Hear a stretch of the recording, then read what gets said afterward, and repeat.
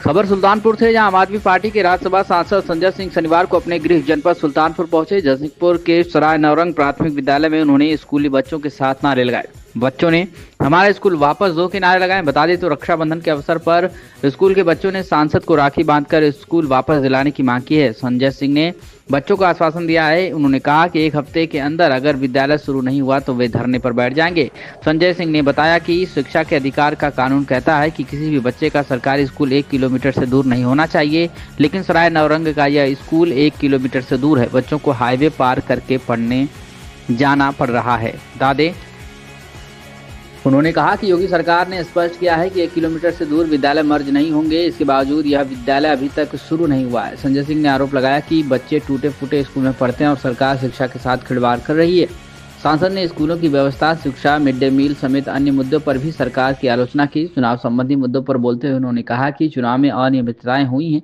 उन्होंने दावा किया है कि कई केंद्रीय मंत्रियों के घर 30 से 35 वोट बने थे और छोटे छोटे फ्लैट में 25-25 वोट बने थे। अयोध्या में 150 करोड़ की लागत से बने ओवरब्रिज की सड़क धंसने पर सांसद ने टिप्पणी की कि सरकार प्रभु श्री राम के नाम पर भी गलत कार्य कर रही। क्या कुछ कहना है मीडिया से बातचीत में आम आदमी पार्टी के राज्यसभा सांसद संजय सिंह का, आप सुनिए। रक्षाबंधन के त्योहार पर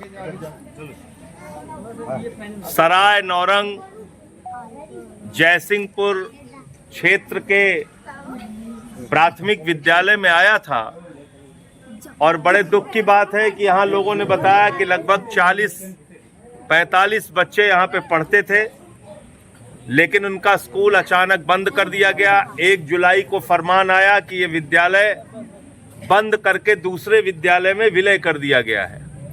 लेकिन जिस विद्यालय में विलय किया गया है वो लगभग 1.5 किलोमीटर की दूरी पर है और रास्ते में हाईवे पड़ता है, जिसके माध्यम से इन लोगों को जाना पड़ता है।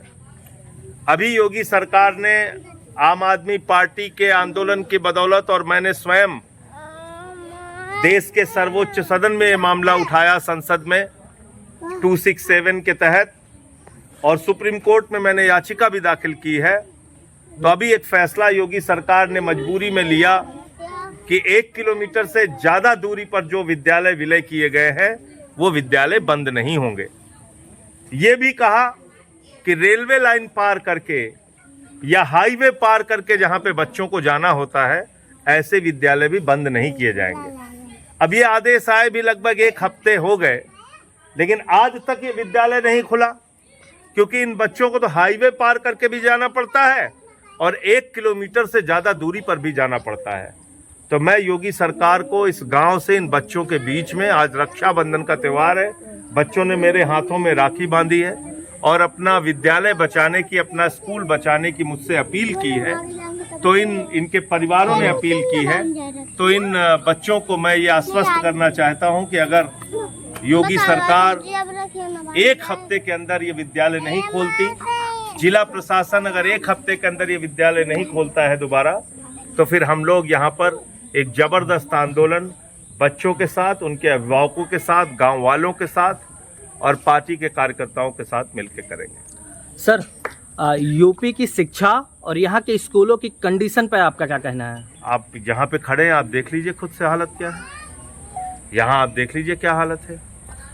इस टूटे फूटे स्कूल में बच्चे पढ़ते थे और ये भी बंद कर दिया गया। अब कई बच्चे ऐसे हैं जो अपनी पढ़ाई बंद कर चुके हैं क्योंकि इतनी दूर जा नहीं सकते।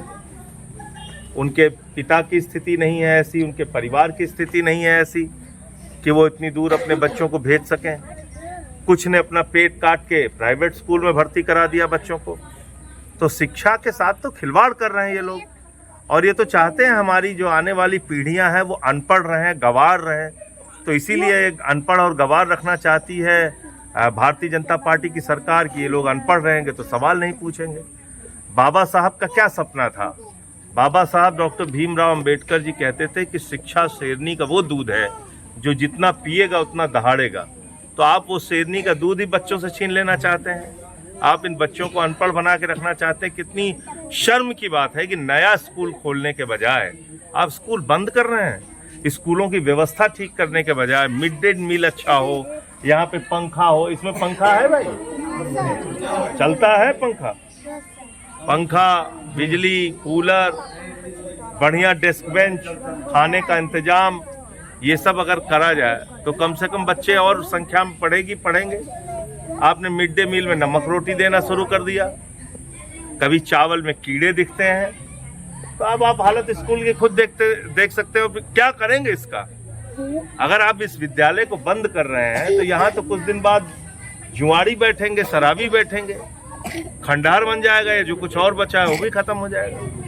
तो इसलिए शिक्षा के साथ सरकार खिलवाड़ कर रही है। सर, राहुल गांधी ने चुनाव चोरी का आरोप लगाया है, इसे आप कैसे देखते हैं और इस पर आपका क्या चोरी कहना तो है? हुई है, मैंने तो दिल्ली में ये सारे खुलासे किए थे और मैंने बताया था केंद्रीय मंत्रियों के घर में 33 वोट, 35 वोट, 26 वोट, 22 वोट ऐसे वोट बने थे।